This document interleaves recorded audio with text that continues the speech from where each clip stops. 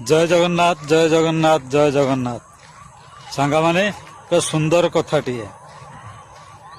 भगवान रामचंद्र इndi वन मध्य जाऊ जाऊ तांको पाद तले गोटे बेंगटी रही जाइथिला।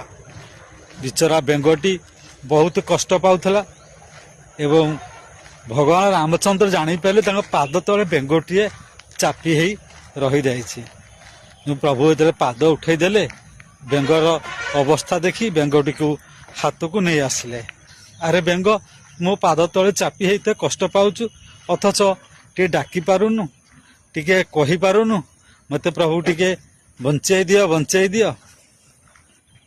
बेंगटी उत्तर देला हे प्रभु मु डाकी भी काहाकू आपण तो सही स्वयं भगवान आपण जहा को कष्ट देबे ताकू उद्धार करिबे किए आ आपण जहा को उद्धार करिबे ताकू कष्ट दब किए।